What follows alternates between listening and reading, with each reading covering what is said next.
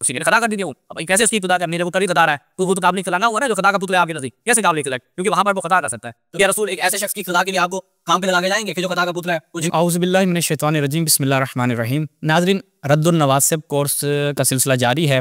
آج اس کی تیسری قسط کے ساتھ آپ کی خدمت میں حاضر ہیں. دیکھتے ہیں کہ مولوی صاحب آج کون سی ایسی حدیث، جھوٹی حدیث، من گھڑت حدیث بیان کر کے لوگوں کو گمراہ کرنے کی کوشش کر رہے ہیں، اور اس کا نام گزارا ہے رد الروافظ کورس.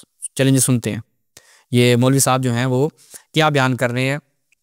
بسنتی بسنت الخلفاء الراشدین، تم پر لازم ہے کہ میری سنت پہ چلو اور میرے خلفاء راشدین کی سنت پر چلو. اس کا تو ہم جواب دے چکے ہیں، ٹھیک ہے، یہاں تک ہماری گفتگو ہو چکی ہے. اگر آپ نے گزشتہ ساتھ میں ملاحظہ نہیں کیا تو اس حدیث کا ہم وہاں پر تفصیل سے جواب دے چکے ہیں. آج دیکھتے ہیں مزید کون سی حدیث بیان کرتے ہیں. اب اس میں 4 ہستیوں کی نشاندہی کر دی گئی ہے. ایسی ایک اور حدیث میں آتا ہے کہ اصحابی امنتم لامتی، میرے تمام صحابہ میری امت کے لیے امان ہیں. ایک صحابی نہیں، 2 نہیں، تمام کے تمام صحابہ کو امت کے نگران اور امان قرار دیا گیا ہے. یہ حدیث مسلم شریف میں موجود ہے، اور یہ حدیث مکمل تصدیق اور تائید کرتی ہے اس حدیث کی جس کے اندر یہ الفاظ ہے کہ اصحابی کالنجوم فبأیہم اقتدیتم اہتدیتم، میرے تمام صحابہ ہدایت کے ستارے ہیں، جس کی بھی پیروی کرو گے ہدایت مل جائے گی.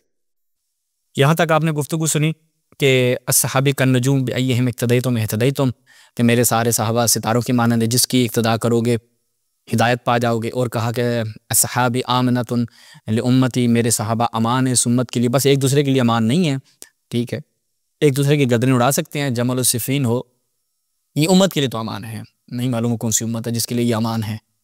اور ایک دوسرے سے امان میں نہیں تھے صحابہ، لیکن امت کے لیے امان ہے. سبحان اللہ. تو وہ ہم بتائیں گے کہ وہ صحابہ جو امان ہیں امت کے لیے وہ کون سے ہیں. لیکن آگے ایک اور یہ چیز بیان کرتے ہیں، وہ بھی ذرا سن لیں، پھر اس کے ساتھ ہم اس کو تفصیل سے ایک ساتھ ہی جواب دیتے ہیں. اسی طرح ایک حدیث میں آتا ہے، مسند احمد میں یہ حدیث موجود ہے. نبی کریم رؤوف الرحیم صلی اللہ علیہ وسلم نے فرمایا، مثل اہل بیتی کمثل سفینۃ نوح، میرے اہل بیت کی مثال حضرت نوح علیہ السلام کی کشتی جیسی ہے.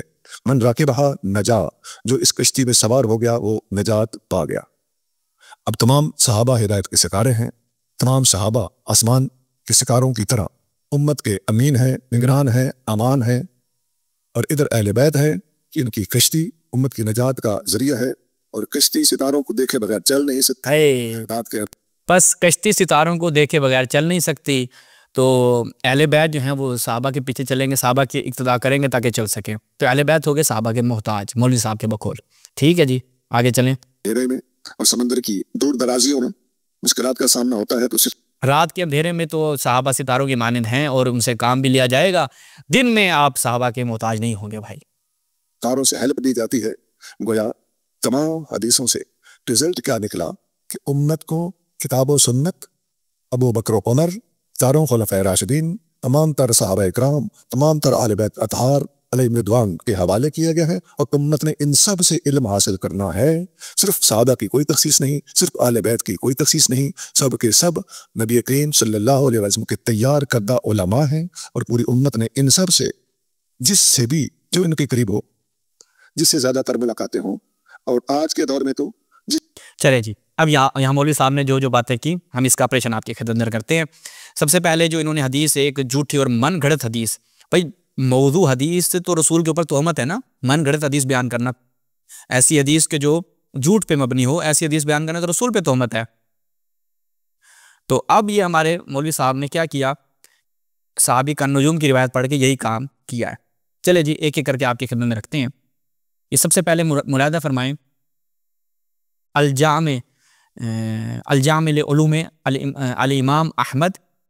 اچھا، یہ کس کی ہے جی؟ تالیف خالد الرباس، سید عزت عید، بے مشارکت الباحث کیا جی بدر الفلاح، اور دیگر علماء ان کے جو اس کو جمع کرنے میں، جس میں انہوں نے امام احمد سے اصول و فقہ و حدیث میں جو چیزیں ہیں وہ اس میں جمع کی ہیں. اب یہاں پر دیکھیں صفحہ نمبر 102 پہ کیا کہتے ہیں. یہ جو روایت ہے کہ میں نے سوال کیا، اسماعیل بن سعید کہتا ہے میں نے سوال کیا احمد سے، کس کے بارے میں؟ کہ رسول اللہ صلی اللہ علیہ وسلم کی اس حدیث سے احتجاج جو کیا جاتا ہے کہ صحابی کالنجوم فبأیہم اقتدیتم اہتدیتم، فقال لا یصح ھذا الحدیث، یہ حدیث صحیح نہیں ہے. اور نیچے محشی نے بھی جو ہے وہ بیان کیا کہ ابن عبد البر نے، جو ہم انشاءاللہ دکھائیں گے، اور ابن حزم نے یہ اس کو بیان کیا، یہ کیا اس کی ایسی اسناد نہیں ہے کہ جس سے حجت قائم کی جا سکے، اس میں حارث بن حسین جو ہے وہ مجہول ہے، ابن حزم نے کہا کہ یہ روایت ساقط ہے وغیرہ وغیرہ وغیرہ، البانی نے کہا کہ یہ موضوع ہے، من گھڑت احادیث میں سے ہے، ٹھیک ہے. تو یہ ہو گیا. اس کے بعد اسی میں الجامع علوم امام احمد، یہ قسم الحدیث ہے، المجلد الخامس عشر. یہاں پر پھر آگے اسی روایت کو کہ صحابی کا نجوم کے بارے میں امام احمد نے کیا کہ اللہ یسع ھذا الحدیث، اور نیچے بھی یہ کہاں سے انہوں نے نقل کیا المنتخب من العلل للخلال، وہاں سے اس کو انہوں نے بیان کیا. تو یہ پہلا حوالہ ہے اس حدیث کے اوپر. آگے چلیں انشاءاللہ بڑا مزہ آئے گا. اس کے بعد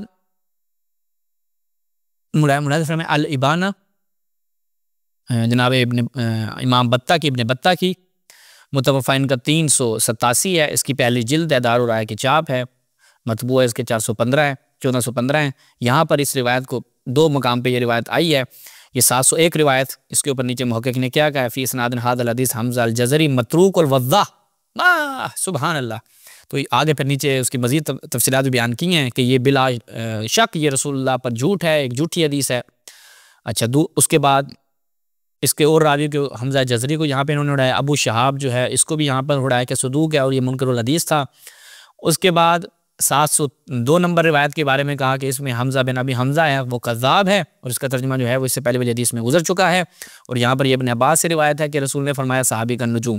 تو یہ ابن بطہ نے اس کو 2 مقام پہ یہاں پہ نقل کیا اور یہ حدیث ہو گئی سائڈ پہ.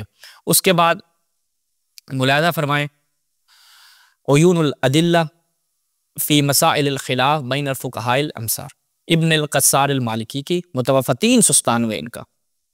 اچھا یہاں پہ جب ہم جاتے ہیں تو اسی روایت کے وہ کہتے ہیں یہ جو روایت ہے صحابی کا نجوم، اس کے متعلق کیا کہتے ہیں؟ وہ کہتے ہیں اس کے محقق نے نیچے کہا ہے کہ یہ حدیث جو ہے بڑے اصولی اور فقہا کی زبانوں پہ، یہ جس طرح کے بابے بول رہے ہیں یہ بڑا اس سے استناد کرتے ہیں. وہ کہتے ہیں اس کی روایات سندیں جو ہیں وہ ایسی نہیں ہیں کہ جس سے دلیل قائم کی جا سکے، ٹھیک ہے. تو یہ اور یہ بڑی زبردست بات کی ان کی. آپ یقین کریں میں اس کو دیکھ رہا تھا جب، تو مکتبہ شاملہ میں کوئی 1100 کے قریب رزلٹ آیا، اور جس میں اس حدیث کو انہوں نے مختلف کتابوں میں دلیل کے طور پر، وہ کہتے ہیں جھوٹ اتنا بولو کہ مشہور ہو جائے. اور یہ ان پہ مشہور بھی کر دیا اس حدیث کو کہ جناب یہ حدیث بڑی کام کی چیز ہے اور بڑی زبردست حدیث ہے، جبکہ یہ حدیث جھوٹ ہے، من گھڑت ہے. یہ ملاحظہ فرمائیں جامع بیان العلم و فضل ابن عبد البر. یہاں پہ کیا کہتے ہیں؟ وہ کہتے ہیں کہ صحابی کا نجوم فبأیہم اقتدیتم اہتدیتم وہذا مذہب ضعیف عند جماعت من اہل العلم. اور اکثر فقہاء اور اہل نظر نے اس کا انکار کیا، ٹھیک ہے. یہ مذہب ضعیف ہے اس حدیث کو ماننے والے. اور نیچے محقق نے بھی کہا کہ لا یصح، یہ صحیح نہیں حدیث. ابن حزم اندلسی نے اس کے اوپر بڑا خوبصورت کلام کیا ہے، وہ دیکھنے والا کلام ہے. اس کے اوپر آپ ملاحظہ فرمائیں رسائل ابن حزم، یہ اس کی مجلد الثانی ہے، اس کی 2 جلد ہے. اس میں جب ہم جاتے ہیں تو یہاں پر کیا کہتے ہیں؟ وہ کہتے ہیں البتہ جو انہوں نے کہا کہ صحابی کا نجوم بأیہم اقتدیتم اہتدیتم فحدیث موضوع، من گھڑت حدیث ہے. اور یہ من گھڑت حدیثیں بیان کر کے اپنے ممبروں پر جناب صحابہ کے فضائل بیان کر رہے ہوتے ہیں. ان کی کتابیں بھی بھری پڑی، ان کی اصول کی کتابیں، ان کی فقہ کی کتابیں لگے پڑے ہیں جی. وہ اہل تقلید آتے ہیں اسی حدیث سے تقلید بھی ثابت کر رہے ہوتے ہیں احناف. اور یہ حدیث کیا ہے؟ موضوع ہے، من گھڑت ہے. تو اہل بیت کے فضائل کی بات آئے گی تو ضعیف روایتیں جناب لے کر آ رہے ہیں، اس کا یہ راوی ضعیف ہے، اس میں 100 کیڑے نکلیں گے. تم لوگ رسول اللہ کے اوپر من گھڑت حدیثیں تھوپ کر اپنے صحابہ کی عظمت کو ثابت کرتے رہو، اس میں کوئی مسئلہ نہیں ہے، ٹھیک ہے. وہ آگے بڑا زبردست جملہ بیان کرتے ہیں. وہ کہتے ہیں یہ جو آپ نے بات کی ہے کہ بھائی جس کی بھی اقتداء کر لو ہدایت پا جاؤ گے، پھر کیوں متعہ کو حرام قرار دیا ہوا تم نے؟